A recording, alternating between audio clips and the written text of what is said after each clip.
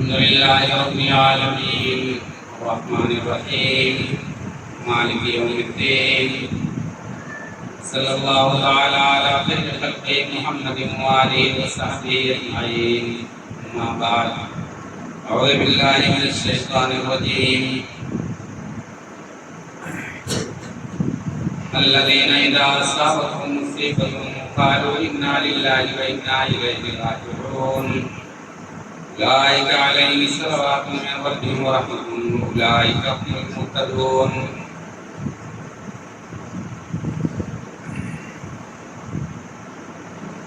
معزز سامعین کرام، محترم بزرگوں، دینی میٹھے بھائیوں، عزیز بچوں، خواتین اسلامیہ، سورہ مسنونہ کے بعد سورہ بقرہ کی ایک مختصر سی آیت آپ کے روش گزار کرنے کی شرف حاصل کی۔ آیت مطلب کی روشنی میں چند باتیں آپ سے کرنے کی کوشش کروں گا۔ یا عالمین سے دعا ہے کہ بار الہا مجھے صحیح بات کہنے اور ہم سبوں کو صحیح بات پر عمل پیرا ہونے کی توفیق عطا فرمائے۔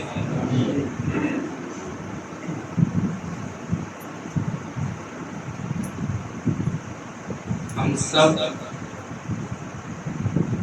انسان ہیں،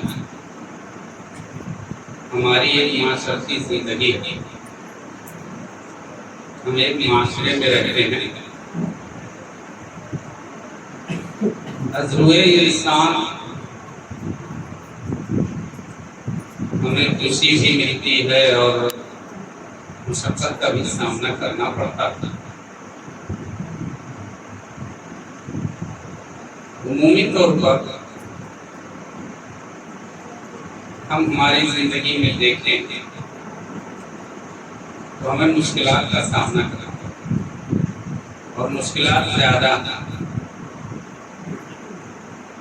دنیا للمومن السجن، دنیا مومن کے لیے قید خانہ۔ آج کے جمعہ میں اسی حوالے سے چند باتیں عرض کروں گا۔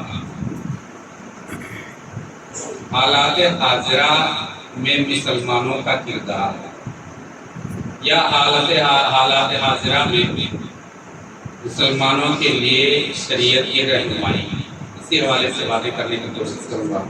اور BSc بلاد سے ایک انسان سے ہم باتیں کریں سرسری طور پر کہ بابو آپ کیسے ہو، تو یہی الحمدللہ اللہ کا کرم،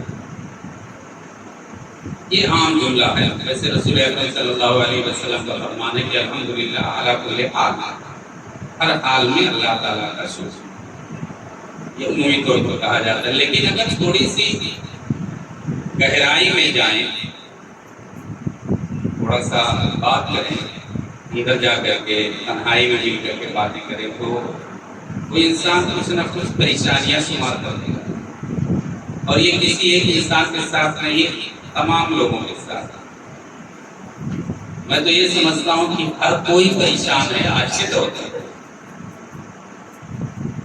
کوئی روزی روٹی کے ناحیے سے پریشان ہے،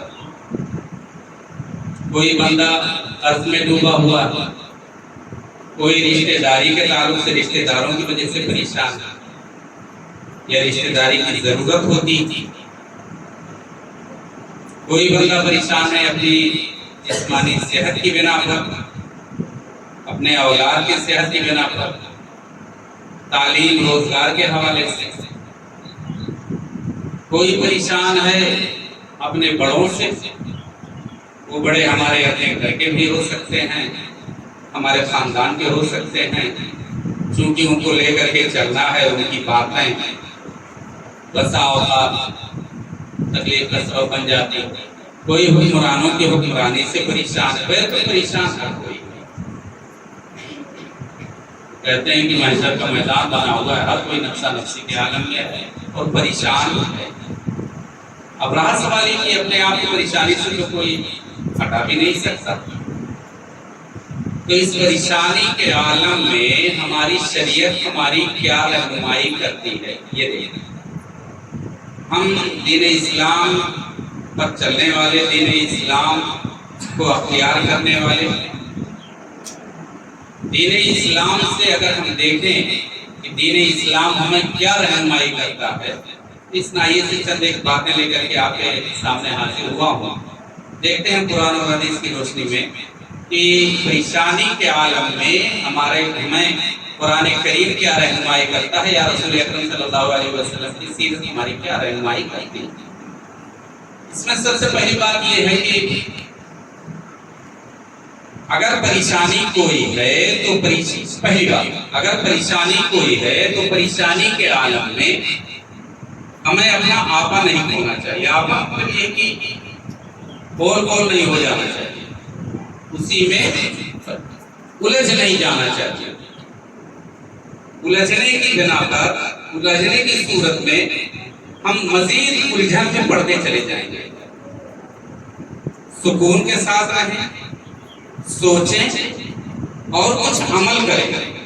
اگر ہم الجھ جائیں گے تو مزید الجھنوں کا سامنا ہوگا اور وہ پریشانی دور نہیں ہوگی، کئی ایک اور پریشانیاں ہمارے سامنے آ جائیں گی۔ پریشانی کے عالم میں اللہ رب العزت کا فرمان ہے کہ استقامت برتیں، سکون کے ساتھ رہیں، سوچیں، سمجھیں اور عمل کریں۔ اگر الجھ جائیں گے تو ہماری سوچنے کی صلاحیت ہم سے مفقود ہو جائے گی، عمل کرنے کی صلاحیت ہم سے ختم ہو جائے گی، ہماری طاقت اور توانائی ہماری ضائع ہو جائے گی۔ قرآن کریم کی آیت کے حوالے سے ہم دیکھیں، اللہ رب العزت نے کہا ان الذین قالوا ربنا اللہ، جو کہتے ہیں کہ اللہ ہمارا رب ہے، ان الذین قالوا ربنا اللہ ثم استقاموا، پھر اس پر مداومت برتے۔ ایک مومن بندہ، مسلمان بندہ، آزمائش تو آنی اللہ رب العزت نے کہا تبارک الذی بیدہ الملک وہو علی کل شیء قدیر، بابرکت ہے وہ ذات جس کی تمام بادشاہت ہے، جس کے ہاتھ میں بادشاہت ہے، وہ علی کل شیء قدیر، وہ ہر چیز پر قادر ہے۔ الذی خلق الموت والحیات، جس نے زندگی اور موت کو پیدا کیا، لیبلوکم، تاکہ تم کو آزمائے، زندگی اور موت کو اللہ رب العزت نے بنایا تاکہ آزمائے۔ اب آزمائش تو آنی اور اس طریقے سے کئی ایک آیتیں آپ کو ملیں گی کہ هل أتى على الإنسان حين من الدهر لم يكن شيئا مذكورا إنا خلقنا الإنسان من نطفة أمشاج نبتليه، تاکہ ہم آزمائیں۔ انا خلقنا الإنسان من نطفة أمشاج نبتليه، ہم آزمائیں۔ فجعلناه سميعا بصيرا، ہم نے کان اور صبح عیسیٰ کے حوالے سے فجر کے بعد جو کچھ درس میں باتیں آتی ہیں، بہرکلی کہ آزمائش تو آنی ہے، اس سے کوئی بری نہیں۔ آزمائش جب رسول اکرم صلی اللہ علیہ وسلم کی ہوئی، دیگر انبیاء کرام کی آزمائش ہوئی، حضرت ابراہیم علیہ السلام کی پوری زندگی آزمائش میں گزر گئی، کیا کیا مثالیں پیش کروں، بہرکلی آزمائش تو آنی ہے، لیکن اس آزمائش کے دور میں ہمارے لیے کیا ہے؟ تو پہلی بات میری نگاہوں میں ہے کہ سکون کے ساتھ رہیں، استقامت برتیں، رب العزت کی ربوبیت سے انحراف نہ کریں، رب العزت کی ربوبیت سے انحراف نہ کریں۔ اللہ رب العزت نے کہا ان الذین قالوا ربنا اللہ، جو کہتے ہیں کہ ہمارا رب اللہ، ثم استقاموا، پھر مداومت برتتے، پھر مداومت برتتے، اس پر قائم رہتے، دائم رہتے، ہمیشگی برتتے، ثم استقاموا تتنزل علیہم الملائکہ، فرشتے ان کے اوپر نازل ہوتے ہیں، فرشتے ان کے پاس آتے ہیں، کہتے ہیں اللہ تخافوا، ڈرو نہیں، ولا تحزنوا، غمگین نہ ہو، وَأَبْشِرُوا بِالْجَنَّةِ الَّتِي كُنْتُمْ تُوعَدُونَ، اور تمہارے لیے اس جنت کی بشارت ہے جس کا تم سے وعدہ کیا گیا۔ ایمان والے ہو، مومن ہو، اللہ رب العزت کے بندے ہو، جنت کی بشارت تمہارے لیے۔ یہی اللہ رب العزت کہہ رہے ہیں کہ فرشتے نازل ہوتے ہیں اور تسلی دیتے کہ اللہ تخافوا ولا تحزنوا، ڈرو نہیں، غمگین نہ ہو، وابشروا بالجنۃ التي كنتم توعدون، اور تمہارے لیے جنت کی بشارت ہے جس کا تم سے وعدہ کیا گیا۔ ظاہر سی بات ہے کہ جنت جس کو مل جائے بڑی چیز ہے۔ ومن زحزح عن النار، اللہ رب العزت نے کہا ومن زحزح عن النار، جو جہنم سے بچا لیا جائے اور جنت میں داخل کر دیا جائے، وہ اس کے جنت فقط فاز، وہ کامیابی مقدر بن جاتی ہے انشاءاللہ العزیز۔ اور یہی چیز ہمارے ساتھ بھی ہوگا. تو استقامت برتے، صبر اور سکون کے ساتھ مداومت برتے، یہ ہمارا عمل ہونا چاہیے. دوسرا عمل دیکھتے ہیں، گھبرانا. یہ استقامت برتنے کے حوالے سے ایک آیت اور دے دوں آپ کو کہ اللہ رب العزت کا فرمان ہے کہ لا تقنطوا من رحمت اللہ، اللہ کی رحمت سے مایوس نہ ہو. لا تقنطوا من رحمت اللہ، ان اللہ یغفر الذنوب جميعا. کچھ غلطی ہم سے ہوئی ہے، وہ غلطی اللہ رب العزت درگزر کر دے گا انشاءاللہ العزیز. لا تقل یا عبادی الذین اسرفوا علی انفسہم، اے محمد صلی اللہ علیہ وسلم آپ ہمارے بندوں سے کہہ دیجئے کہ جن لوگوں نے اپنے اوپر ظلم کیا یعنی کہ گناہ کیا، لا تقنطوا من رحمت اللہ، اللہ کی رحمت سے مایوس نہ ہو. اللہ کی رحمت ان کو شامل حال ہوگی انشاءاللہ. ایک وقت ہوتا ہے، اللہ رب العزت کی مشیت ہے، اللہ رب العزت کا ایک وقت مقرر ہوگا، وہ رب العزت کرے گا اپنے حساب سے. اس لیے اللہ کی رحمت سے مایوس نہیں ہونا چاہیے. ایک چیز اور آتی ہے ہمارے درمیان میں، بسا اوقات جہاں میجارٹی میں ہوتے ہیں، ہماری تعداد زیادہ ہوتی ہے، وہاں ہم جوشیلے بن جاتے ہیں، جوش میں آ جاتے ہیں، اور جوش میں آ کر کے نہ جانے کیا کچھ غلط حرکات کر بیٹھتے ہیں. ہم تو طاقت والے ہیں، دولت والے ہیں، ثروت والے ہیں، تو جوش میں اپنا آپا نہیں کھونا چاہیے. جوش میں اپنا آپا نہیں کھونا چاہیے. جوش میں آ کر کے انسان غلط پر غلط قدم اٹھاتا جائے گا اور پریشانیاں اس کے سامنے آتی رہیں گی.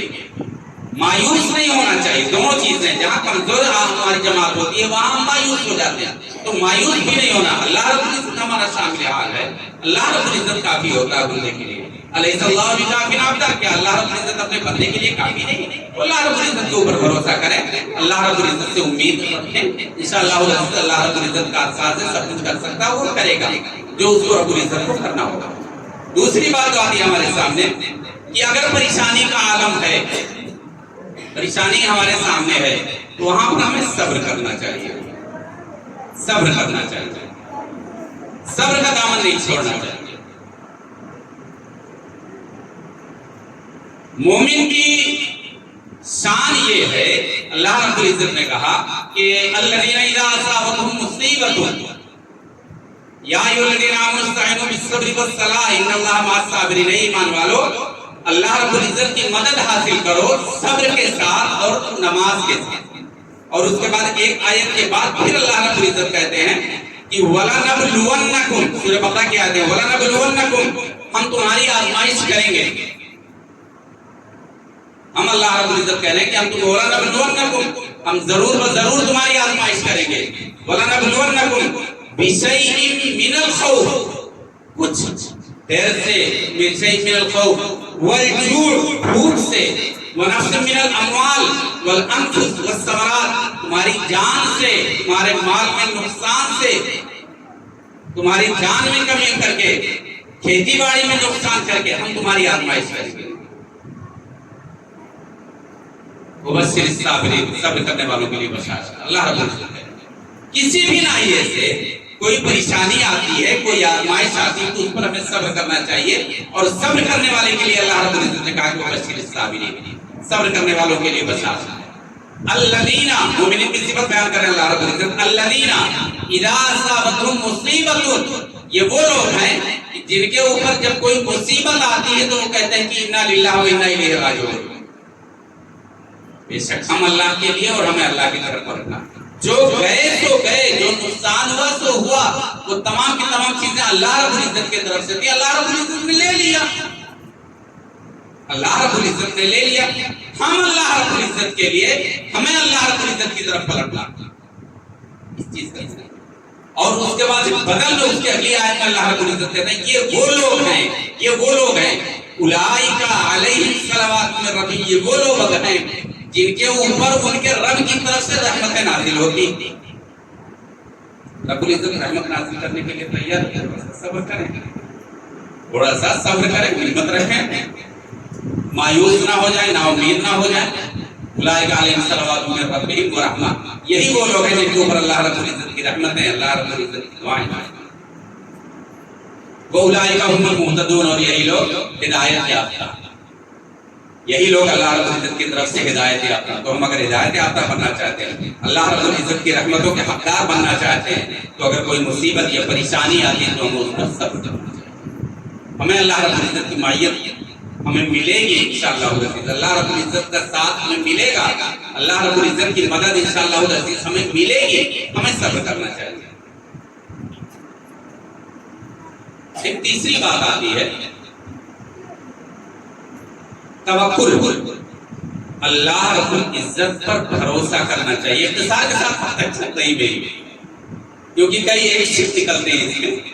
ایک بات آتی ہے توکل، اللہ رب العزت کی ذات پر توکل یا بھروسہ جس کو کہا جاتا ہے، بھروسہ کرنا چاہیے۔ اللہ رب العزت کی ذات پر بھروسہ کرنا چاہیے کہ جو کچھ اللہ رب العزت کریں گے خیر کریں گے، بھلا کریں گے۔ کچھ وقتی طور پر پریشانی آئی ہے، پریشانی ہے، انشاءاللہ کٹ جائے گی، تو اللہ رب العزت کی ذات پر بھروسہ کرنا چاہیے۔ اللہ رب العزت نے کہا کہ وَمَن يَتَوَكَّلْ عَلَى اللَّهِ فَهُوَ حَسْبُهُ، جو اللہ رب العزت پر توکل کرتا ہے، اللہ رب العزت پر بھروسہ کرتا ہے، اللہ رب العزت اس کے لیے کافی ہے۔ اور اللہ رب العزت جس کے لیے کافی ہو جائے اسے کسی اور کی کیا ضرورت ہے؟ وَمَن يَتَوَكَّلْ عَلَى اللَّهِ فَهُوَ حَسْبُهُ، اللہ رب العزت کے اوپر جو بھروسہ کرتا ہے اس کے لیے اللہ رب العزت کافی ہے۔ وَعَلَى اللَّهِ فَلْيَتَوَكَّلِ الْمُؤْمِنُونَ، اللہ رب العزت پر بھروسہ کرنے والے مومنین ہوتے ہیں، مومن ہی اللہ رب العزت کی ذات پر بھروسہ کریں گے، مومن نہیں وہ بھروسہ نہیں، وہ جزا فضا کریں گے، ہاں جزا فضا کریں گے، جزا فضا نہیں کریں گے، رونا نہیں چاہیے، اللہ رب العزت سے امید رکھنا چاہیے۔ کئی ایک مثالیں آپ کو ملیں گی۔ ابراہیم علیہ السلام کے واقعے میں دیکھیں ہیں تھوڑا سا۔ ابراہیم علیہ السلام کو آگ میں ڈالا جانے لگا، فرشتے آئے، اللہ رب العزت کی طرف سے فرشتے آئے، وہ کہہ رہے ہیں کہ ابراہیم کچھ حاجت ہے، الگ حاجت ہے، کوئی ضرورت ہے؟ کہا کہ کیا معاملہ؟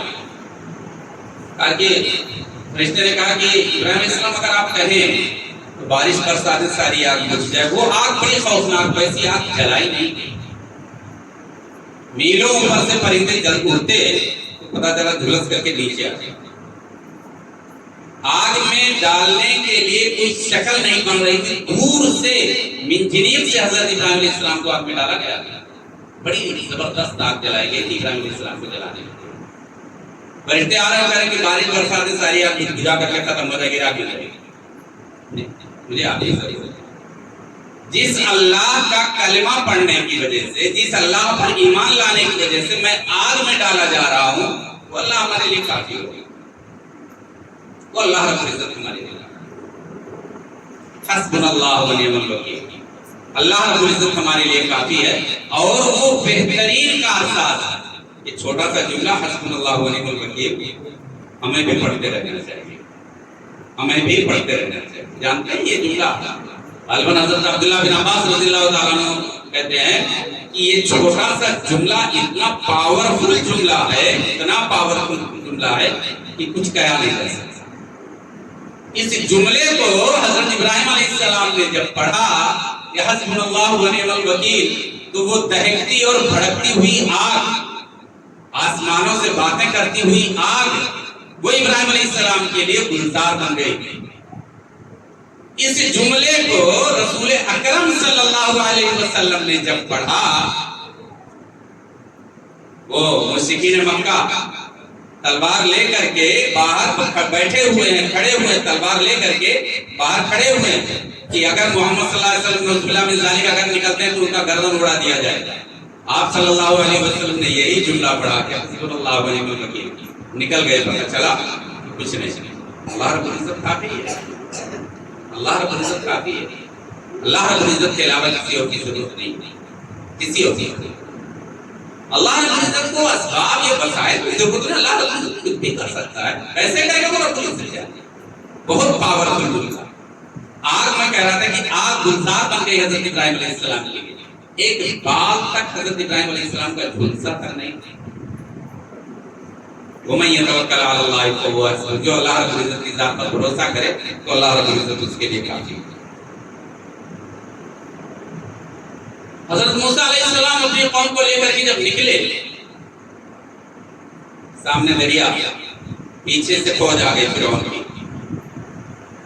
پیچھے سے فوج آ گئی، سب پریشان۔ قوم کے لوگوں نے کہا کہ اِنَّا لَمُدْرَكُونَ، ہم تو پکڑ لیے گئے، ہم پکڑ لیے گئے، ہم بچیں گے کہاں؟ آگے سمندر اس میں جا نہیں سکتے، پیچھے لشکر آ رہی فرعون کی، ہم کہاں جائیں گے؟ اِنَّا لَمُدْرَكُونَ، ہم تو پکڑ لیے گئے، گرفت میں آ گئے، بھاگے تھے جس سے وہ تو اسی کی گرفت میں آ گئے۔ حضرت موسیٰ علیہ السلام نے کہا نہیں، کلا نہیں، ایسا نہیں، اِنَّ رَبِّي سَيَهْدِينِ، میرا رب العزت رہنمائی کرے گا، یہ مجھے یقین۔ اللہ رب العزت کہتے ہیں وَأَوْحَيْنَا إِلَىٰ مُوسَىٰ أَنِ اضْرِب بِّعَصَاكَ الْبَحْرَ، میں نے وہی کیا حضرت موسیٰ کے پاس کہ دریا پر مارو، واقعہ لمبا واقعہ چلا جائے گا، بیٹھ کے دریا پر مارو، اور دریا پر مارو، راستہ دریا سے نکل گیا اور نکل گیا، بچ گئے۔ مشہور واقعہ آپ لوگوں نے سنا بھی ہوگا، بیٹھ کے پڑھ گئے۔ یہ ہوتا ہے توکل اور بھروسہ۔ ہم اللہ کی ذات پر ایمان رکھتے ہیں، زبانی دعویٰ کرتے ہیں کہ ہمیں اللہ کی ذات پر بھروسہ، لیکن کیا ایمان کا وہ مظاہرہ بھی کرتے ہیں اللہ رب العزت کے سامنے؟ نہیں، وہ ایمان کا مظاہرہ جو اللہ رب العزت کو مقصود یا مطلوب وہ کرنا پڑے گا۔ رسول اکرم صلی اللہ علیہ وسلم ہجرت کر رہے تھے، ہجرت کے دوران آپ نے سنا ہوگا کہ ایک غار میں جا کر کے بیٹھ گئے، حضرت ابو بکر صدیق جیسے جلیل القدر صحابی پریشان ہو گئے، غار میں نیچے بیٹھے ہوئے ہیں اور اوپر دیکھ رہے ہیں، پتا چلا وہ کہہ رہے ہیں، حضرت ابو بکر صدیق رضی اللہ تعالیٰ عنہ کہتے ہیں کہ لو نظر احد المشرکین تحت قدميه، یہ ان مشرکین میں سے جو غار کے دہانے پر کھڑے ہیں، غار کے منہ پر جو کھڑے ہوئے ہیں، یہ اگر اپنی قدم کی طرف نیچے دیکھ لیں تو لرآنا، ہم دیکھے جائیں گے، ہم دیکھ لیں گے، وہ ہمیں دیکھ لیں گے، ہم پکڑے جائیں گے۔ اگر یہ مشرکین میں سے کوئی ایک اپنے قدم کی طرف دیکھ لے تو ہمیں دیکھ لے گا۔ رسول اکرم صلی اللہ علیہ وسلم کہتے ہیں کہ ابو بکر، ان دو کے تعلق سے تمہارا کیا خیال ہے جن کا تیسرا اللہ رب العزت ہے؟ ان دو کے تعلق سے تمہارا کیا خیال ہے کہ جن کا تیسرا اللہ رب العزت ہے؟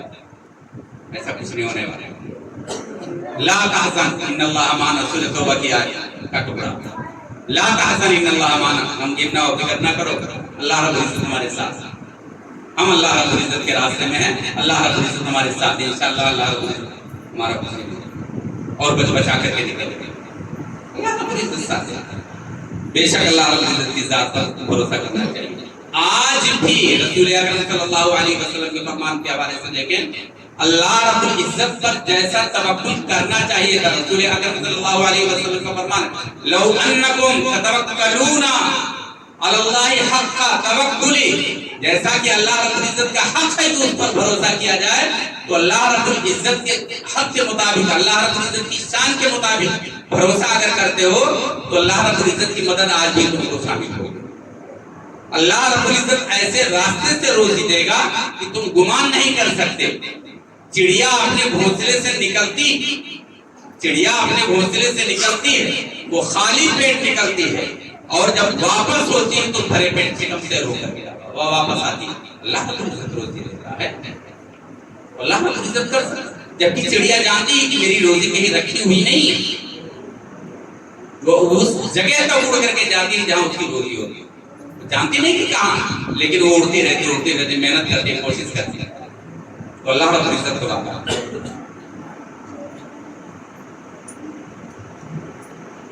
پریشانی کے عالم میں ایک چوتھی بات آتی ہے کہ نماز کا اہتمام کرنا، نماز کا اہتمام کرنا،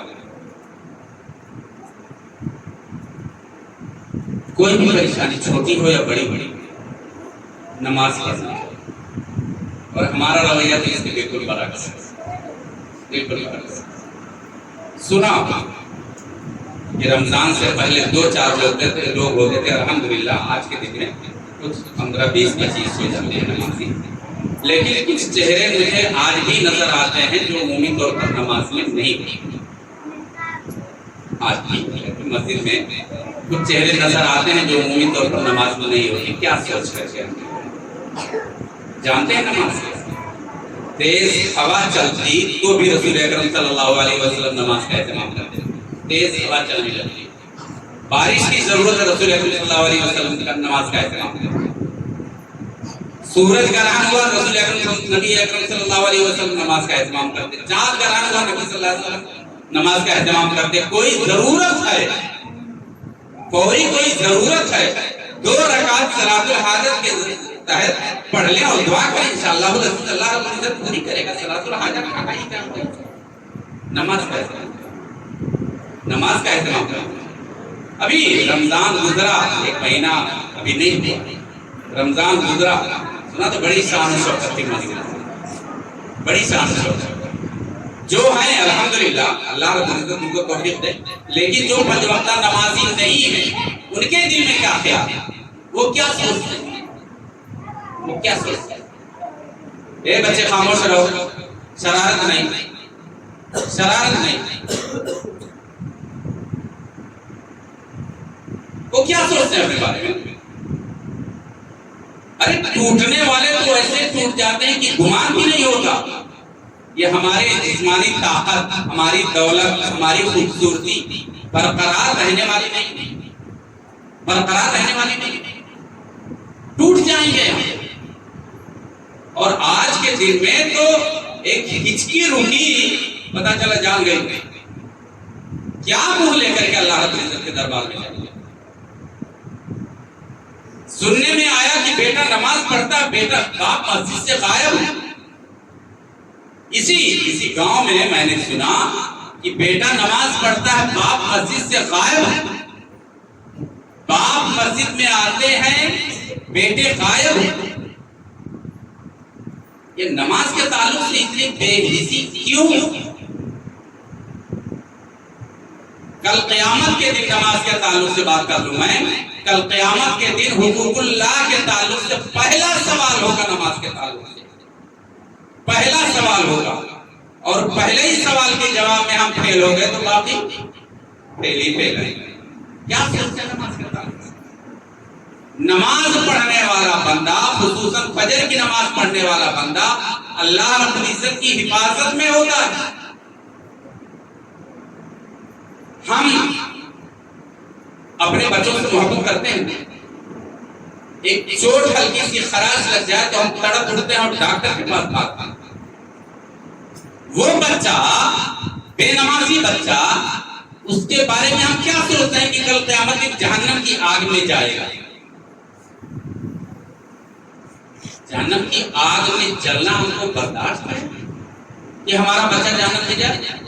رسول اکرم صلی اللہ علیہ وسلم نے کہا 7 سال کے بچے ہو جائیں تو ان کو نماز پڑھنے کی تلقین کرو، 10 سال کے بچے ہو جائیں تو ان کو مار کر کے تنبیہ کریں، نماز پڑھنے کی تلقین کرو. ہم اپنے بچوں کو کیا سکھاتے ہیں، کیا بتاتے ہیں؟ ہمارا اسلامیت سے کیا رکھیں گے؟ جواب تو دینا پڑے گا. صرف بچے نہیں، جو ذمہ دار ہیں گھر کے، ان کو بھی جواب دینا پڑے گا. الا، رسول اکرم صلی اللہ علیہ وسلم کا فرمان ہے، الا سنو، کلکم راعی، ہر کوئی نگراں، وکلکم مسئول عن رعیتہ، اور ہر کسی سے اپنے ماتحتوں کے متعلق سوال کیا جائے گا. جواب تو دینا پڑے گا. ہم اپنی حفاظت کریں، اپنے بچوں کی بھی حفاظت کریں. بچوں کے ناحیے سے دنیاوی طور پر ہمیں فکر ہوتی، ہمارا کیا رویہ آخرت کے تعلق سے سوچنا پڑتا. نماز کا اہتمام کریں. نماز کے حوالے سے بس ایک آیت دے دوں بس، کہ رجال لا تلہیہم تجارۃ ولا بیع عن ذکر اللہ. رجال لا تلہیہم تجارۃ، لوگ ایسے ہوتے ہیں جو اللہ والے ہوتے ہیں. لا تلہیہم تجارۃ، ان کی لین دین، خرید و فروخت، کھیتی باڑی اللہ کے ذکر سے ان کو غافل نہیں کرتی. کیوں نہیں غافل کرتی؟ یخافون، وہ ڈرتے ہیں کس دن سے؟ یومن، اس دن سے تتقلب فیہ القلوب والابصار، جس دن حلق تک دل آ جائے گا، آنکھیں الٹ جائیں گی، تتقلب فیہ القلوب والابصار، آنکھیں الٹ جائیں گی، آنکھیں خیرہ ہو جائیں گی، دل حلق تک آ جائے گا۔ اس ناحیے سے ان کو ڈر لگا رہے گا، اپنے بارے میں بھی اپنی اولاد کے تعلق سے بھی حساس ہونے کی کوشش کریں۔ یا العالمین ہمیں اس کی توفیق عطا فرمائے۔ نماز کے حوالے سے باتیں آگے بڑھاتے ہوئے اگلا جملہ جو میرے سامنے آ رہا ہے وہ یہ کہ دعا، اللہ رب العزت سے دعا کرنا ہے۔ مسائل، پریشانی، مشکلات ہمارے سامنے ہیں تو اللہ رب العزت سے دعا کرنی چاہیے۔ رسول اکرم صلی اللہ علیہ وسلم کی سنت سے ہمیں یہ سبق ملتا ہے، دعا کرنا۔ رسول اکرم صلی اللہ علیہ وسلم نے کیا غزوہ بدر کے موقع پر، اور بھی بے شمار وقتوں پر کیا، لیکن غزوہ بدر کے حوالے سے باتیں کرتے چلو۔ کیا پریشانی کا عالم رہا، 1000 مشرکین آئے ہوئے، 313 وہ بھی نیت تھے، مختصر سا سامان، اس میں کوئی ضعیف ہے، کچھ نوجوان ہیں، کچھ بچے، عجیب کیفیت 313 لے کر کے آپ صلی اللہ علیہ وسلم سامنے سر بندی کر دیکھ رہے ہیں، سامنے لشکر ہے بالکل آفتاب میں، ساز و سامان سے لیس، اپنی جماعت کی طرف بھی نکاح۔ اللہ کے رسول صلی اللہ علیہ وسلم کے لیے ایک صاحبان ڈال دیا، آپ صلی اللہ علیہ وسلم صاحبان میں کہہ دیا۔ حضرت عمر بن خطاب رضی اللہ تعالیٰ عنہ کہتے ہیں کہ قال لما کان یوم بدر، یوم بدر کے دن استقبل النبی صلی اللہ علیہ وسلم قبلہ، آپ صلی اللہ علیہ وسلم نے قبلہ کی طرف رخ پھیرا، ثم مد یدہ، آپ صلی اللہ علیہ وسلم نے اپنا ہاتھ اٹھا لیا اور اس کے بعد پھر کہا اللہم انزل ما وعدتنی، رب العزت جو تو نے وعدہ کیا اللہم آتنی ما وعدتنی، رب العزت جو تو نے وعدہ کیا وہ دے دے۔ اللہم گڑ گڑا رہے ہیں، رو رہے ہیں، اللہم انتو لکھادر عصاب من اہل الاسلام، رب العزت یہ گنے چنے بندے جو دین اسلام پر کاربند ہے، اپنے آپ کو مسلمان کہتے ہیں، اگر یہ آج ہلاک کر دیے گئے تو زمین میں کبھی بھی تیری عبادت نہیں ہوگی۔ بہت رو کر کے گڑ گڑا کر کے آپ صلی اللہ علیہ وسلم، آپ صلی اللہ علیہ وسلم دعا مانگتے رہے، گریہ و زاری کرتے رہے۔ آپ صلی اللہ علیہ وسلم کے کندھے پر چادر تھی، کندھے سے چادر سرک گئی، آپ کو احساس تک نہیں ہوا، اتنے زیادہ انہماک کے ساتھ، اتنے زیادہ دھیان کے ساتھ آپ صلی اللہ علیہ وسلم اللہ رب العزت سے دعا کرتے رہے۔ حضرت صدیق رضی اللہ تعالیٰ عنہ آئے اور اس کے بعد ان کا کہ اللہ کے صلی اللہ علیہ وسلم بس کرو، اللہ رب العزت آپ کی دعا قبول کرے۔ چادر اٹھا کر کے کندھے پر ڈالا اور حضرت صدیق رضی اللہ تعالیٰ عنہ وما زال یستغیث ربہ، برابر دعا اپنے رب سے رسول اکرم صلی اللہ علیہ وسلم کرتے رہے، ویدعو اور دعا کرتے رہے، حتی سقط رداہ، آپ صلی اللہ علیہ وسلم کی چادر گر گئی، فانزل اللہ عز وجل، رب العزت نے جبرائیل علیہ السلام کو بھیجا اور کہا استستغیثون ربکم فاستجاب لکم، تمہاری دعا قبول کر لی رب العزت جب تم دعا کر رہے۔ حضرت جبرائیل علیہ السلام رسول اکرم صلی اللہ علیہ وسلم کو تسلی دیتے ہوئے کہتے ہیں فلاں مشرک فلاں جگہ قتل کیا جائے گا، نشاندہی کریں گے، فلاں جگہ قتل کیا جائے گا، فلاں جگہ قتل کیا جائے، اور قتل کیے گئے۔ دو لڑکوں نے تو ابو جہل کو قتل کیا تھا، وہ دوسرا واقعہ کبھی کسی موقع پر انشاءاللہ وضاحت کروں گا، لیکن دو لڑکوں نے ابو جہل کی وجہ سے ابو جہل کو قتل کیا تھا۔ دو لڑکے نہیں، عمر کے لڑکے، انہوں نے پوچھا یا امی ایک چچا جان حضرت عبد الرحمن رضی اللہ تعالیٰ عنہ سے ان کا ہاتھ دبا کر کے، بخاری شریف کی روایت کہتے ہیں کہ یا امی ایک چچا جان تاری بابا جالم، آپ جانتے ہیں کہ ابو جہل کون؟ یہ حضرت عبد الرحمن پریشان ہے کہ یہ نئی عمر کے 18 سال کے 17 سال کے لڑکے یہ پوچھ رہے ہیں۔ انہوں نے کہا کہ معاملہ کیا، تم کو مکہ کا سردار قریش مشرکین کا سردار، اس کے بارے میں تمہیں کیا تعلقات پڑے ہیں، تم کیا کیوں پوچھ رہے ہو؟ انہوں نے کہا کہ سمعت، ہم نے سنا ہے۔ کیا سنا بیٹا؟ سمعت، اچھا حضرت عبد الرحمن کے تعلق سے باتیں آتی ہیں، اسی بخاری شریف کے روایت میں کچھ الفاظ چھوٹ گئے تھے، وہ کہہ رہے ہیں کہ میں نے اپنے دائیں اور بائیں جب دیکھا تو مجھے احساس ہوا کہ یار میرے بغل میں تو بچے کھڑے ہو گئے ہیں، بوقت ضرورت مشکل ہے کہ کسی مشکل میں پڑ جاؤں تو یہ میری مدد بھی نہیں کر سکتے، بچے ہیں یہ میری کیا مدد کریں گے؟ اور اس کے بعد ان بچوں نے ہاتھ دبا کر کے پوچھا کہا یا امی طارق بابا جالین آپ مجھے کو جانتے ہو؟ معاملہ کیا تمہارا، مجھے کو کیا کرو گے؟ ان بچوں نے کہا سمعتو، ہم نے سنا۔ کیا سنا بیٹا؟ ہوا یسب رسول اللہ صلی اللہ علیہ وسلم اور رسول اکرم صلی اللہ علیہ وسلم کو گالیاں دیتا، برا بھلا کرتا، تان و تشبیہ کرتا۔ ہم نے سنا ہے کہ وہ رسول اکرم صلی اللہ علیہ وسلم کو برا بھلا کرتا۔ ٹھیک ہے برا بھلا کرتا تو کیا کرو گے؟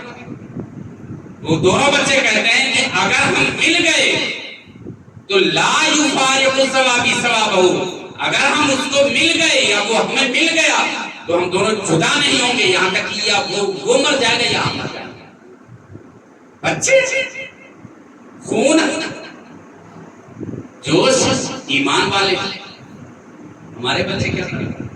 انہیں دین سے کتنی لگا، رسول اکرم صلی اللہ علیہ وسلم سے کتنا لگا ہے تو وہ بڑا عجیب دعا کرنا چاہتا ہے۔ اللہ رب العزت نے دعا سنی، جبرائیل علیہ السلام کو بھیجا اور کہا فاستجاب لهم انی ممدکم بألف من الملائکۃ مردفین، فرشتوں سے مدد کروا دی اللہ رب العزت۔ دعا جانتے ہیں؟ ایک مثال میں دے دوں، صرف ایک مثال دے دوں اور متبادل